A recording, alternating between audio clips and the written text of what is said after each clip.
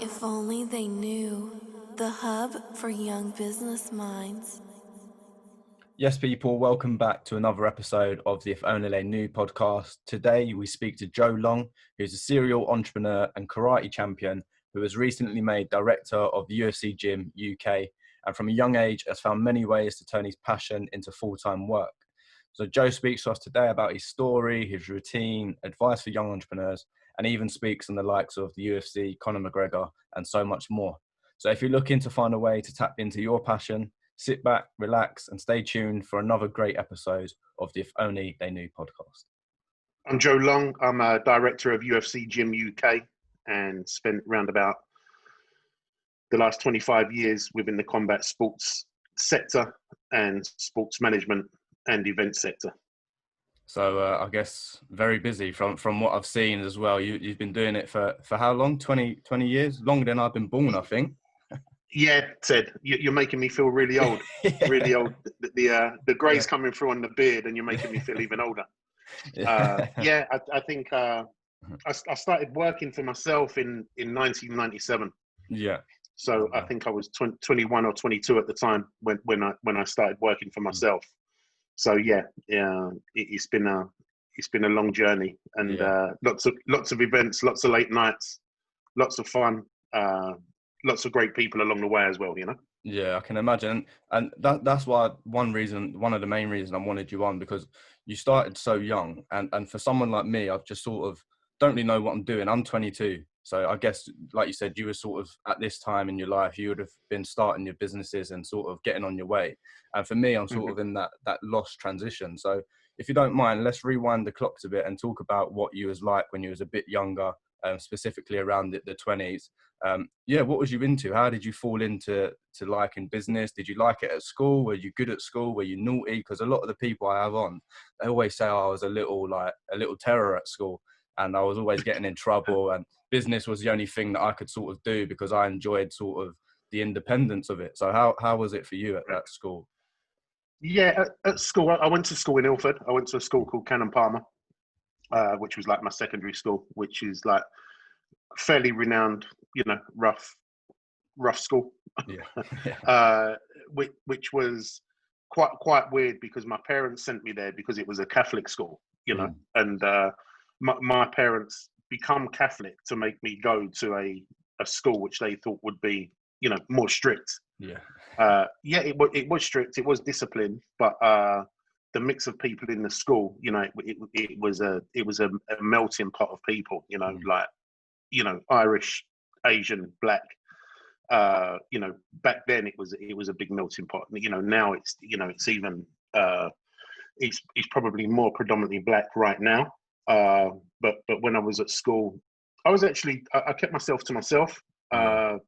I think there was a reason for that, and that the reason because of that is because I used to compete. I used to do karate, so that was my parents took me to my father took me to a karate club when I was 7 years of age. So that was a big part of my life by the time I sort of come to secondary school. But I hated school. I hated it. It was really weird. I was cool with the discipline in my karate class, or I used to play for a football team, and the discipline there, you know, I loved, and I was cool with discipline at home. I was cool with, but in school, I couldn't stand it, Ted. What do you think that is? Because I was the same. What do you think that was? Because like I also did like boxing and cadets and everything that you'd think I didn't mind sort of being told what to do. And I was the same at school. I hated it. So what do you think that is? I know weird, isn't it? It sounds weird. I think there's a difference between discipline and authority. Yeah. I think you know, right. I think there's a big difference, and the way that you're spoke to at a boxing club or a martial arts club or cadets, you know. I mean cadets maybe a bit different, you know, because that's real sergeant major stuff, right? But as far as combat sports, you know, I think you're made to feel like part of that family or part of that club, and you know, when you walk in there, you know that you can't mess around as a young person. You know, whereas school, I don't think it's, well, my school wasn't definitely as disciplined, and I think it was more the authority, like, you know, I don't know. I think there's a difference between authority and discipline, but I couldn't stand it. I couldn't stand the smell. I couldn't stand some of the teachers. I couldn't, you know, some of the people I went to school with, I couldn't stand. You know, you could get in a fight every day in my school. Every day you could get in a fight, or if you wasn't fighting with someone in my school, you know, it was like, oh, we're fighting another school. So it was very much like that, you know. So you know, there, you know, being young, you know, I definitely had a few scrapes in school, but you know, thank God I could sort of look after myself, because I'd been doing martial arts from a young age. So that wasn't a problem to me, and I think that sort of helped me gain a bit of respect, even though I wasn't, you know, a bully or anything like that. I could look after myself. So you know, that got me on the right side of the tracks in sense of people, not teachers, but classmates and that knowing I'll leave him alone, he's all right. So was you sort of like more in like the background? Because it seems like, we'll get onto it a bit later on, but with all the work you do and stuff, and I've been looking at interviews you've done, and you sort of, everything seems to be like you're happy being in the background, because all the work that you're putting at the forefront sort of does all the talking. Like, you don't need it to be about you. So is that how you were sort of like at school? Like, you sort of just, you let your studies and the karate, more importantly, sort of do the talking, and you was in the background, or how was it for you? Yeah, that's a good observation, to be fair. I weren't like with our group of friends, like I don't know, there was probably about 15 in my group of friends at school, and you know, all shapes and sizes, all different colors, you know, and I was more in the background in that group of friends, if I'm honest, in terms of, I weren't bothered about certain things. Like, I wasn't bothered about, you know, having a fight with this one or that one, or you know, I think because I didn't like school, I was like half switched off. Like, when I was at school, I was like, you know what, whatever. You know, I didn't like the environment, and then it was like whatever. But then outside of school was a different case. You know, I was you know, probably more happy outside of school. I just didn't like it. But with work, and aligning that with school, you're probably right. I do sit in the background. I'm not like an egomaniac, you know. I'm not one of them that, you know, I suppose promoting has been my thing for the last however many years. And obviously I've progressed into the UFC gyms, which is very similar to promoting because it's operational based. So, you know, there's a very big alignment, and obviously there's a promotional side to it as well. So it's very similar, you know, but rather than doing, you know, a one-off event, you're doing, you know, the gym's open, you know, 24/7 basically. So, but yeah, there's been a number of events, a number of people, a number of projects, you know, both in sport and outside of sport, which I've sat behind, which I haven't felt the need to say, yeah, you know, this is me. This is what I've done. You know, there's tons of stuff, you know, which I'm easy with that. I'm not that egomaniac guy. I don't need to have, you know, Joe Long written on, you know, pieces, you know, presented by Joe Long. You know, that's not me. I think a brand, you know, whatever brand you're working with, that should come first. You know, that should be, if you're working within events or within promotions, or, you know, whatever you're doing, really, and unless it's, you know, Ted the Builders, and you're promoting Ted the Builders, you know, if that name is, you know, IOTK Builders, your focus should be promoting IOTK Builders, you know. Of course, yeah. I think that's what it is. It's about channeling energy. It shouldn't be about you. It should be about that brand, and it should be about that project. It's not about what you think, or because a lot of the things you think or I think, you know, about any of the projects I've done, they might be wrong. You know, I think you got to put the brand first, you know, whatever that is, you know, and, I'm lucky enough over the years to have worked with, a lot of brands and a lot of events, and also a lot of individuals, putting them individuals first as well. Yeah, definitely. No, I think that's a good point. It's something, because most of my listeners are young people, again, my age, even younger, and they'll probably be wanting to go on and achieve things like you did. So I think that's a good point. It's a case of channeling your energy from early doors. So like you said, whilst you're at school, don't worry about being the toughest or being the joker, being the clown. Find your passion. This is me. You might not agree, but it seems like you sort of suggested it. Find your passion, tap into your passion, and find a way of making your path work. Don't worry about what everyone else is doing. Is that basically what you're sort of getting at? Yeah, definitely. Yeah. I wasn't fussed about other stuff, what was going on around me, to Yes. be honest. At school, I really wasn't. I think it's important that you can look after yourself, definitely, because you relate that to the business world. There's a lot of business people out there that just want to eat you up, Yeah. chew you up and spit you out. So you've got to be strong. If you're comparing the both, the mental as well as the physical, you've got to be strong to be able to deal with the hurdles in the road and the bumps in the road, because the road, whatever you choose, whatever anyone chooses to do in terms of a business for themselves, or work or life in general, there's always going to be humps in the road. Exactly, yeah. There's always going to be humps in the road, so you can't let them affect you. You've just got to just get on with it and and move forward and keep looking forward. Of course, and I guess the more bumps in the road you experience at an earlier age, the better suited you are for when you're older. So if you can start a business like you began doing at 20 odd years old, if you start getting into that world and you start experiencing it as early as you can, you're better suited. You almost sort of build your armor even more so for when you're older and you're having the real challenges. You're better suited for them. I think you build your shell. You build the shell around you. It gets harder. So, but I think what's the saying that they say? If you keep doing the same, if you keep making the same mistake, it's a sign of madness. Insanity, insanity. So that's not just in life. That's in business. Because if you're if you're making a mistake and it's costing you money, or it's affecting the business, but you can't eat. I'll give you an example. There's certain things within my work when I was younger I couldn't be bothered to do. Yeah. I just didn't. I didn't want to do it. Yeah. I won't say the things they were, but they're just little things, and they could be the smallest of things. But when them little small things affect what you're doing, and you don't change that and get on and do that,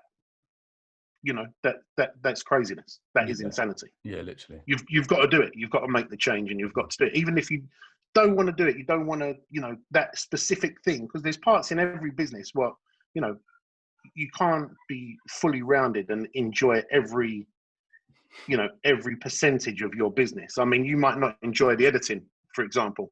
Yeah. You might enjoy doing these interviews, but you might not enjoy doing the editing, or you might not enjoy doing the graphics on your package. Yeah. Or you might not enjoy, making the phone call to the people to get them onto your podcast. When you're talking on the podcast, you're okay.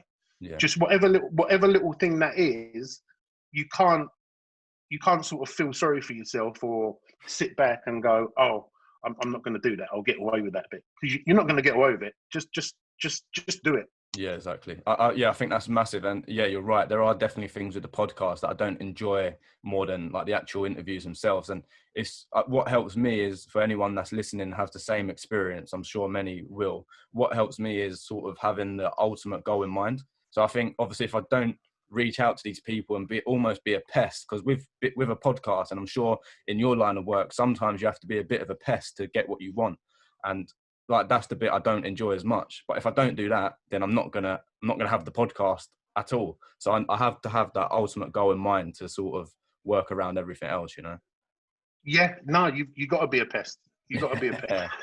It's hard. You got to be a pest. And what you say there is 100% true with what I've done over the years. With whether it's with events or with venues or with asking. You got to talk to people, and you've got to ask. You've got to talk to people, and you've got to ask. and if I hadn't bothered certain people, back in the day, definitely I wouldn't, be in the sort of position I'm in now. It's like still working for myself so many years later, and fairly happy in life. Mm. Got to be a pest. I think the difference is, though, I think that there's a difference between now and back then. Right. Like when I started in the sort of mid 90s to late 90s, mobile phones wasn't such a big thing. Obviously, social media wasn't such a big thing. Emails wasn't around. So it was more of a case of actually talking to people and communicating with people. Yeah. Obviously that's what you do on your podcast. So you're kind of a different breed in that sense. But you've got to, what I would say to like the younger people listening, you've got to talk to people. You can't just do everything over your phone. Yeah. You can do a heap of things over your phone if that's, you just want to be stuck to your phone or your computer all day. That's fine. But if you're doing something like what you're doing, or operations or promotions or events, or the fitness industry, you've got to be able to talk to people. You've got to be able to communicate.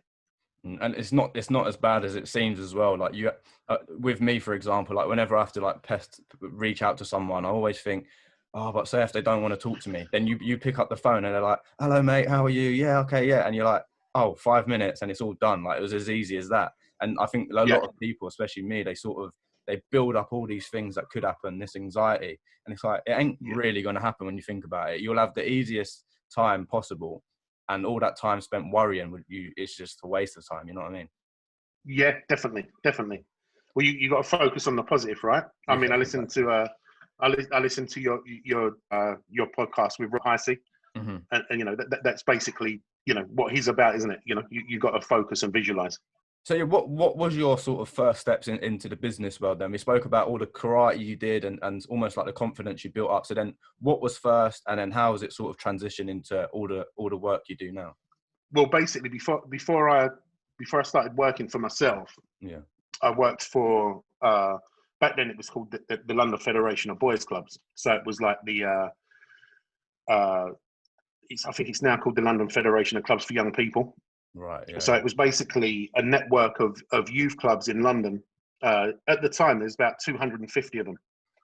And I because I was competing, I competed internationally in karate. So I got a job quite young. I think I was about 18 when I got the job with the federation, their charitable company. And they gave me the job of sports development executive for London. So as well as I was competing internationally, I had the role of developing sports events in London. Wow. So which meant I had to go out and talk to people. Yeah. So I think my first three weeks, or I think it was first month. My first month, basically, I was given a task, and I had to visit around about 30 youth clubs a week across London. That's a lot. Yeah, it was like some silly amount. Yeah. And it was a test, though. It was like you was thrown in the deep end, but. And we going back when there wasn't no sat navs, it was like, and I only just passed my test. So it was get in your car, like look at a map and go to these different places. Some of them would be in the day, a lot of them would be in the evening. So it's like dark, you don't know where you're going, and then a lot of the clubs was in, let's be honest, was not in greater areas, Yeah. There was some shabby places, so and tough places, like in the middle of the States, north, east, south, and west, So I suppose for a young person in our days, that would have been an absolute nightmare with postcode, what's going on with postcode wars, etc., etc. But so that was my sort of intro into the going out and getting it done, and. I had a really good job with them, and they used to let me fight internationally, and then it come round. I got selected to fight in the World Games, and there was a problem that they couldn't give me the time off. They always give me the time off and supported me, and unfortunately I couldn't go. But I was carrying a bit of an injury as well, and I was like, you know, I've done everything I can for this organization, and you know, you took me on to be like an ambassador, like as a younger person, Yeah. and who's competing in a sport, and to show the people, young people, that you can compete in sport, and you can be part of development in sport and social development and all them sort of things, what comes with it. And there and then I decided to, that's it, I'm working for myself. Oh wow. It was like I'm not being held by, like, back by anybody. I think I was in, like, at that time, I think I was 21 or 22. Like, mentally, obviously, I wanted to fight. I was carrying an injury. I was quite I was quite annoyed. So it was like, F yous, I'm going on my own. I don't need you. I'll go and do my own thing. That's insane. And that's what I've done. And I think I think that was like early, maybe. I'm looking at the poster of the event, actually. First event I done. Yeah, so the first event I done is up in my office. First event we done was the 7th of December 1997, and that was at the Epping Forest Country Club in Essex. And basically myself and my former training partner and been business partner all my life, Paul Alderson, we put together an event for karate, because that's what we come from. I'd been around boxing a lot as well, with all the dinner shows. So the Feds is like probably the second biggest amateur, you know, if you're boxed, you probably know, second biggest amateur event in London, you know? Mm-hmm. Yeah. And I was running the Feds finals for London, you know, since I was 18, as well as competing to 22. So, and that was a dinner show, like a boxing dinner show environment, you know, at the nice hotels, you know, at Park Lane, at the Hilton Park Lane.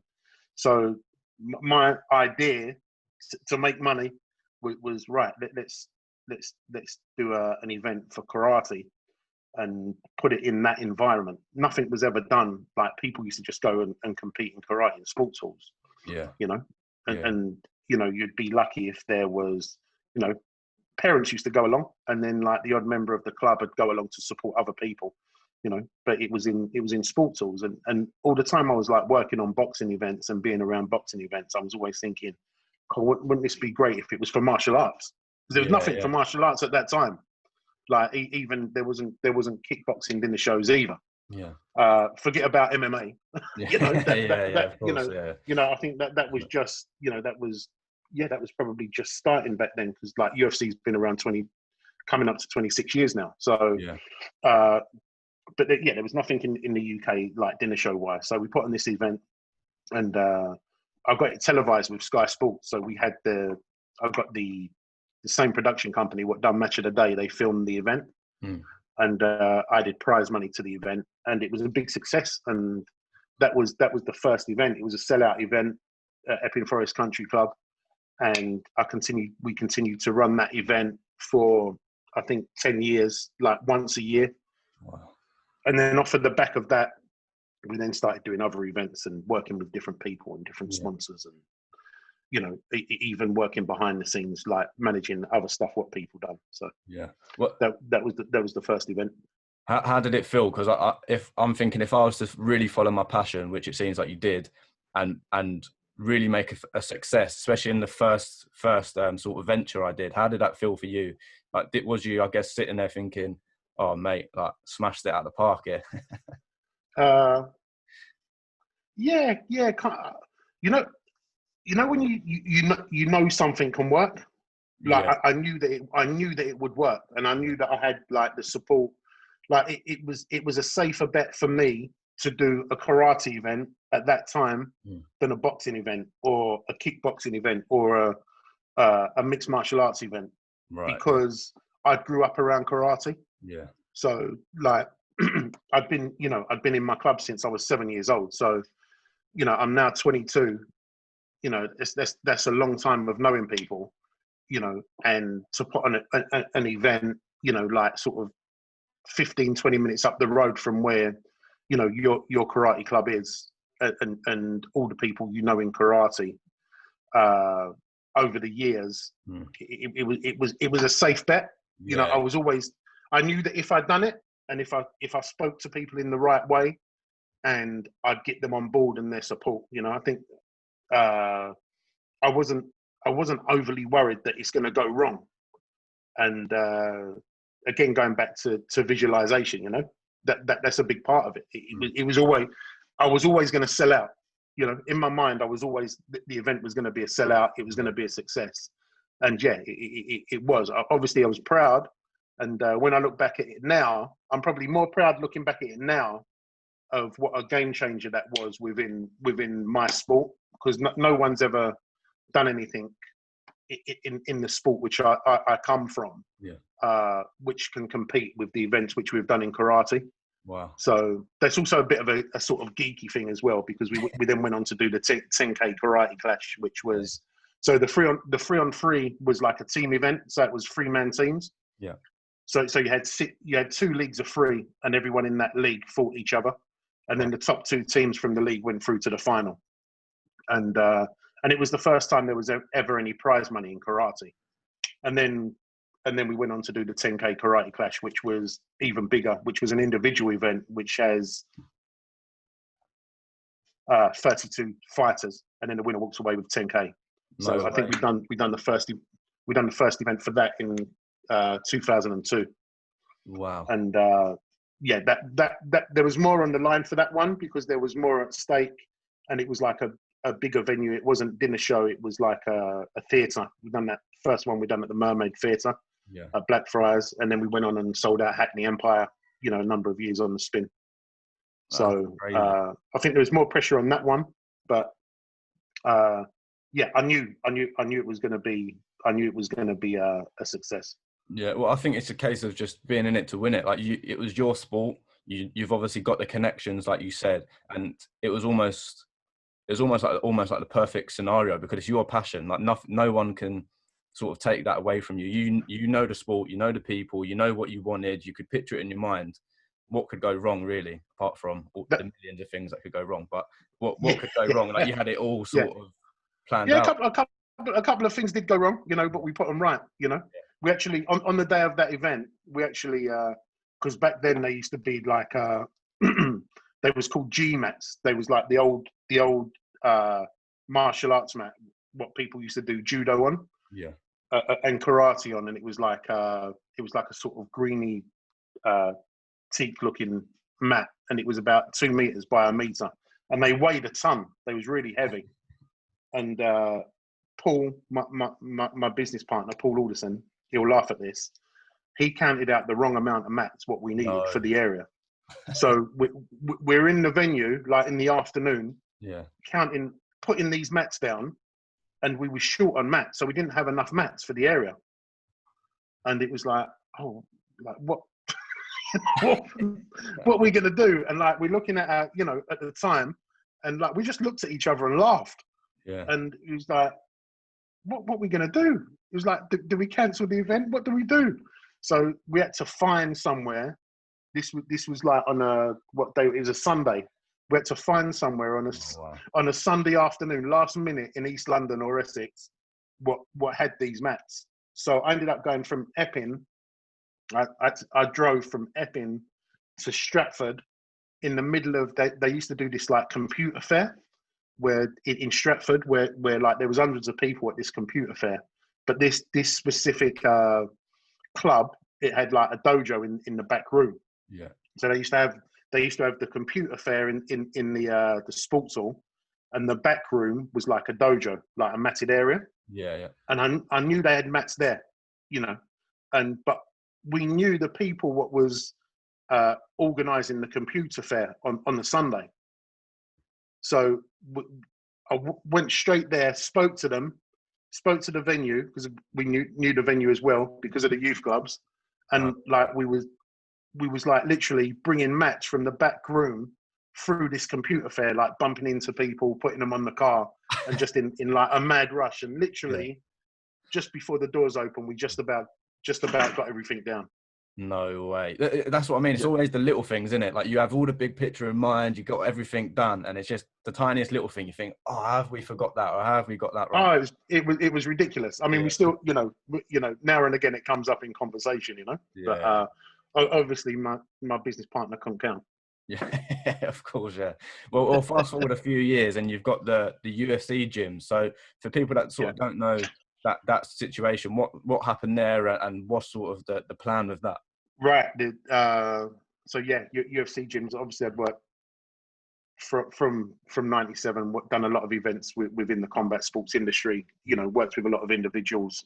One of our events was the Cine Show, which was like an expo for the combat sports sector. Biggest in Europe. I think at our heyday, we had like sort of just under 30,000 people through the door over a weekend.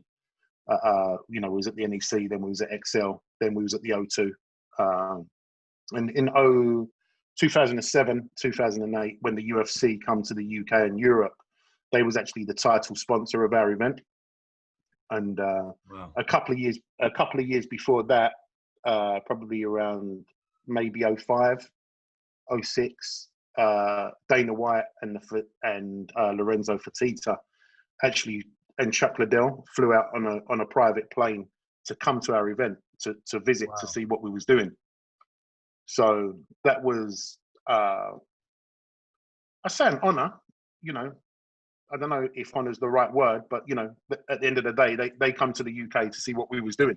Yeah, that's big. And then a few fast forward maybe a year or so, the UFC introduced their own exhibition. So they introduced in Vegas. It was like a fight. They had a big fight week, and then they'd also put on an exhibition with different people working and doing seminars and sign-ins and whatnot. And we was very much the forefront of that in terms of working with individuals, doing like seminar tours, Q&As, like evenings with, and then also working in different camps with a lot of the marquee names within UFC. You know, Yeah. Chuck Liddell, Rampage Jackson, Dan Henderson. I could go on and on. You know, a lot of the big names. And we was bringing them to our Cine Show, and obviously doing different sponsorship deals. You know, different things behind the scenes with a lot of the athletes, a lot of the premium athletes. And that really created a good bond with the brand, and also with the individuals within the sport. And as I sort of alluded to before, it's about relationships, you know, with karate. And so to be doing them sort of things within martial arts or combat sports, any combat sports, you know, there's a lot of people which come and go. Hell of a lot of people which come and go. A bit similar to, you know, promotions or events or night, you know, back in the day, nightclub promoters, you know, because they'll get greedy, take the money, run, and then you don't see them again. So you get that a lot with the fight world, but we've always been straight and tell it how it is. So Michael Bisping, who's now former UFC champion, Hall of Famer. I've done quite a lot with work with Michael behind the scenes with his old team, with his old fight team, who was based up in Liverpool. And Michael and I developed a really cool relationship. And you know, when he went into the UFC, we used to do a lot of the after parties, like the big after parties. So back then, it was quite a big thing. You know, we used to, you know, in Vegas and obviously in London, when the UFC would come to London, you know, we'd put on the sort of official after parties, if you like, for the main events. And some of them was crazy, you know, like we done the Chuck Liddell one in London, and we done that in Gaucho, and literally Gaucho at the O2, and we literally done all 3 floors was sold out. Really? It was crazy. People was like offering like silly amounts of money to get. We couldn't get any more people in there. It was crazy. Wow. And Gaucho had only just opened, so it was like, you know, they you know, their staff was worried about their carpets and because it was a lovely place, aesthetically a lovely place, and then all of a sudden, you know, you had it full to the rafter of fight fans. Yeah. but they had like the biggest star in combat sports in there, you know, partying. So they was happy, and they got like tons and tons of press, you know. So Michael and I have been real good friends, and Michael moved to America with his family, and actually got involved with UFC gyms in America, and loved the brand, and loved what the brand was doing. And one day, just over a beer, we was talking about what he was doing with UFC gyms, like as any good story starts over a beer, just talking, and it was like, wouldn't it be good to do UFC gym in the UK? And I was like, quite, it'd be amazing. What we're waiting for? Let's try and make it happen. And he was like, well, I'm busy with this one, and obviously he was. I think at the time this was before he was champion, and he's still competing. So he'd invested into the gym in Costa Mesa, and fast forward, a couple of years forward, he was still competing, but I'd gone out and literally pulled together a team of people to partner with us for the UK. So we started off talking about maybe doing like 4 or 5 gyms in the UK. That's what we thought would be. It'd be great. Let's have 4 or 5 gyms up and down the country. And then when you started looking into it, actually really looking into it with a magnifying glass and see how big the brand is in America and how big the brand is globally, it was like there's a lot more to be done in the UK and Ireland. So we ended up, fast forward, put this team together, met some real nice people along the way who have become business partners, investors, and friends. So there's 4 of us involved now. So the other 2 people involved come from a franchising background and the leisure industry. So between all 4 of us, we've got a number of assets in terms of knowledge, with the brand, with athletes, with authenticity, with operations, with promotions, with franchising, and within the fitness industry. So we put together a group, and we won. There was like a tender really for the master territory agreement for the UK. There was other gym operators which wanted to get this deal, and we literally formed together a team with all them different bits of expertise to bring to the table. The ultimate team, yeah. It really is, and I think 2018. I think March 2018, we announced at UFC London, at Fight Week on UFC London, that UFC Gyms was coming to the UK, and it's been a mission. It's been since then. It's just been non-stop. I mean, it took from the beginning of 2017 to announcing in 2018. We was a year in conversations. I think I see a file on my computer a few months ago. I think I started talking to them in 2015. So it took 3 years to get. 3 years to get that deal together and a team together and legals. I think we was in legals for about 7 months, back and forward. But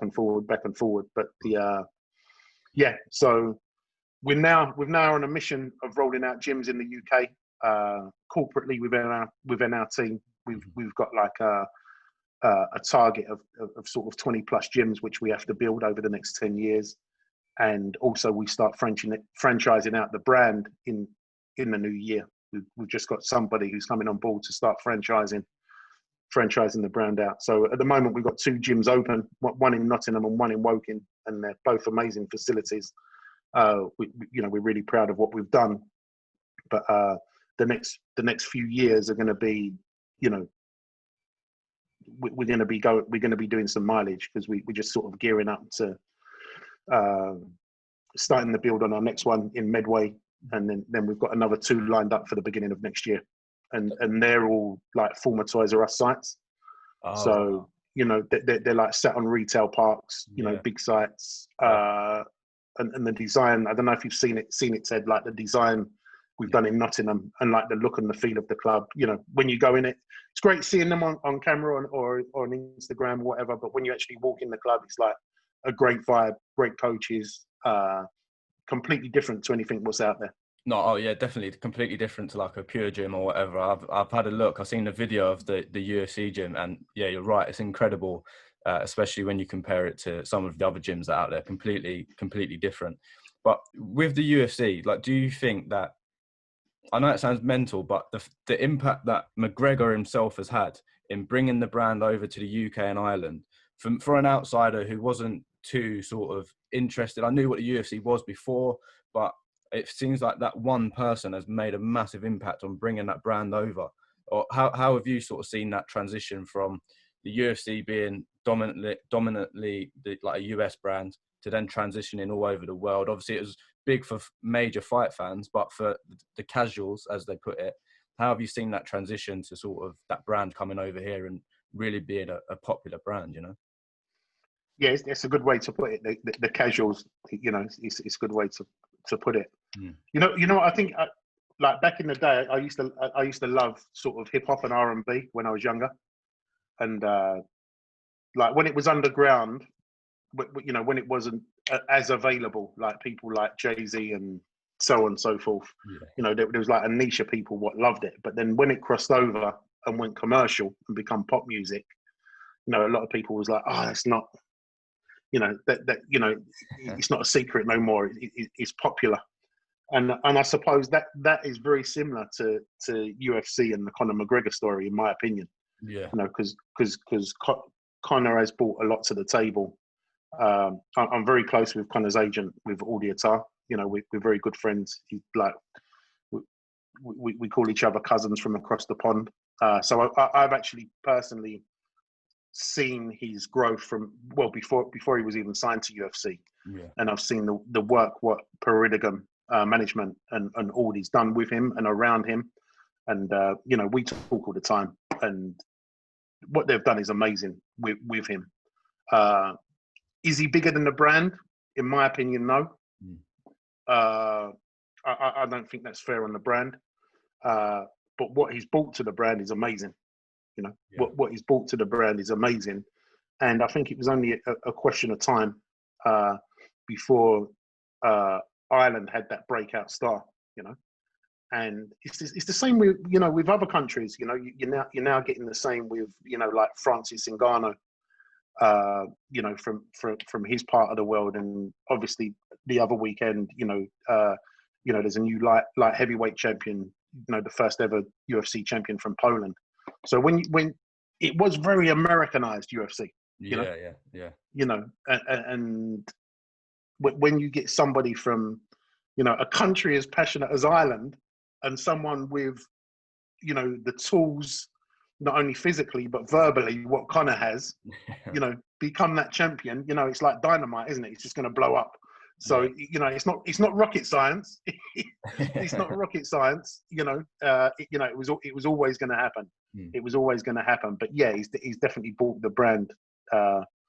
He's brought a lot to the brand. Is he bigger than the brand? I personally don't think so. I don't think that's fair on the brand and the work that the brand had done. You know, because they've give him that opportunity, and they give all their athletes that opportunity and that platform to sell themselves. You know, a lot of athletes don't, do they? You know, I mean, you know, there's some athletes out there. What, you know, you watch them in a press conference, you know, and I'm falling asleep. I'm like, oh my god, when are you going to finish? I can think of it. No, so you know, he's used that platform to his advantage, and good luck to him. Good luck to him.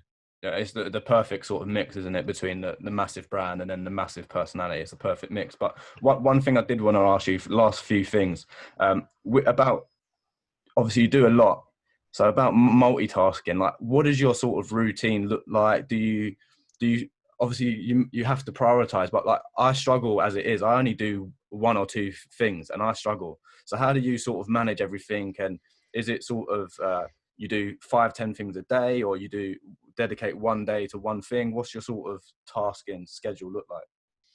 Mornings, like, you know, when I spoke to you, like I like things like conference calls, I like to get them out of the way in the morning. Like first thing. So like I've been on, like, what's it? It's 8. Our call was at 8 o'clock. I've already done like two conference calls before you. Really? Yeah. Oh, So wow. I've done 7:30 than you. Wow. But that was, I just wanted to get them out the way. Yeah. And then usually by 9 o'clock, I'd like to get my conference stuff out the way. It's different when I'm with the whole team, but I can do that from home. So if there's certain things where I've got to see people face to face, especially with COVID now, I just jump on a Zoom call or a Teams call and do it early morning, get that out the way, and then crack on with the rest of the day. I mean, for the last few months, I've been starting at 6 o'clock, finishing at 11 o'clock at night. God. Like with what we have to do, because we have to, get shit done. So if you've got to get stuff done, you just got to put your head down and crack on. So I'm not saying it's like that every day of the year, but for the last bit, that's been the sort of hours I've been doing, and running around doing different stuff, trying to make things happen. As far as multitasking, I think it's important to when you put it in your diary that you've got a meeting for whatever it is, whatever that is, that you actually do that on that meeting. Our team are, sometimes we veer off because we could be in a meeting talking about A and end up walking out of the meeting talking about C. And we still haven't come to actually an agreement on A. So I think it's important to, I think everyone can be guilty of that sometimes when there's a lot of things going on. But I think it's important to stick to like your agenda in meets and literally don't veer off, even though it's hard sometimes. I think that's very important. I think structure is important, but also you've got to be versatile. Like if I get a call, if I'm not doing, say for example, if I'm not doing something this afternoon, and I get a call with somebody and we're talking about something, and that the what we're talking about is becoming a priority, and that person's free this afternoon, we're meeting. And we'll do it. Just crack on. Just crack on. There's no, what am I waiting a week for to get a, if you're not doing nothing this afternoon and I'm not, just saying, for example, so I think, the structure is important, but it's also important to be able to bend and just jump on stuff straight away and get it done. I think some of the best things I've ever done, in terms of, ideas and sponsorships and, even production things around events have been, right, let's jump on it, let's do it.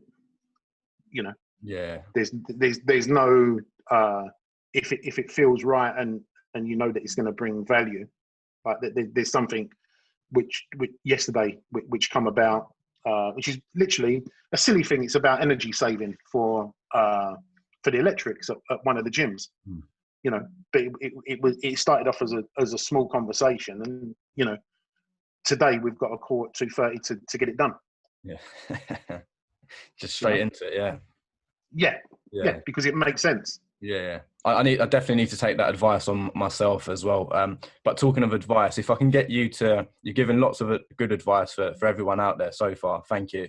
But if I could get you to sort of summarize one bit of advice for the young people out there, whether they're involved in business or just wanted to find their passion and tap into that, if I could get you to give them a bit of advice. I think the main advice would be to don't stop.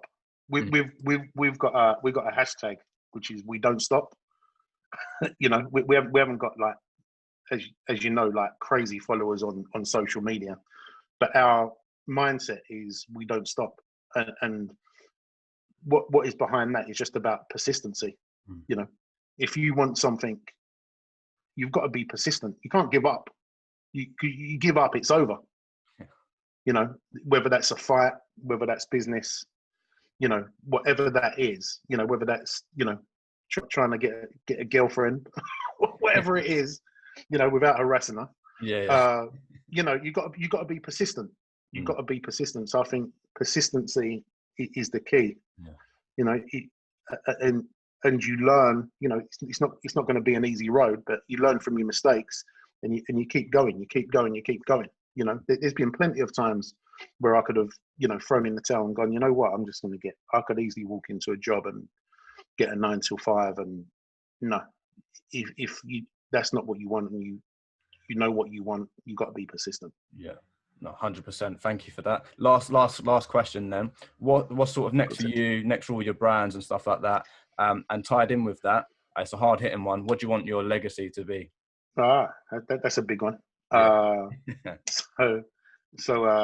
Next for us, we start the build on Medway, which is like amazing site, Toys R Us.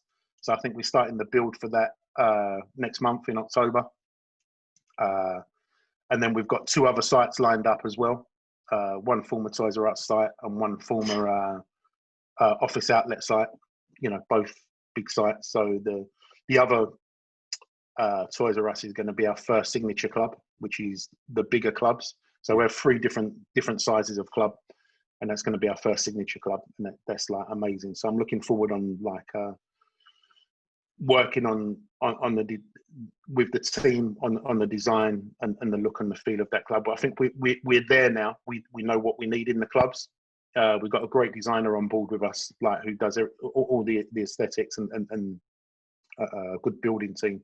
So I'm just looking forward to seeing them places transform from a warehouse to you know a fully functioning gym. You know that's quite exciting for me. I like that sort of design element and look and feel of it. So that's next. Legacy wise, I think just want to be remembered if I'm not here is that he made it happen. You know that's important for me. You know you know if people don't know, but that's not a problem for me. But like my closest and dearest, that he made it happen and he done what he said. You know, and your work speaks for itself as well, I guess. So exactly. Yeah. But if you're talking about you know dearest and nearest, then yeah, he done what he said and he made it happen. You know, whatever it was. I love that. Well, mate, it's been a pleasure having you on. The last thing, if you want to get a final message out there in terms of like where to follow you, stuff like that, please feel free to do Sure. so. Yeah, you can. There's a few places you can follow myself at Fighters Inc. That's Fighters Inc. Inc. On all different social media platforms, and obviously UFC Gym UK, UFC Gym Knots, ClassUFCgymWoking, and UFCgymMedway. They're all different tags for the different gyms which are out there. So Brilliant. Whatever you're on, tune in. If you want to come along to any of their gyms, DM me a message that you see this podcast, and we'll sort out a guest pass for you to come along. Oh, brilliant, mate. I live in Alperton, yeah. So if you're ever looking for new spaces for gyms and stuff like that, Alperton, Kent, there's a nice big space near me. So feel free to bring one down this way. Well, the next one's not far from you, Ted. To be honest. Really? Yeah. Yeah, of course. Yeah. The Medway one's in Halstead Retail Park in Chatham. Oh, mate, I might have to come down when it's all. Yeah, that sounds good. Yeah, it's only it's probably about, I don't know what, half hour from you, 20 minutes. Yeah, about 20 minutes. Yeah. Okay, cool. That's added to my list. Yeah. That's a deal. We'll get you down. Yes, brilliant. Thank you so much, mate, and thank you for coming on the podcast as well. Really, really do appreciate it. It's been great. No worries, Ted. Lovely to see you. Lovely, mate. Cheers. Thank you. If only they knew, the hub for young business minds.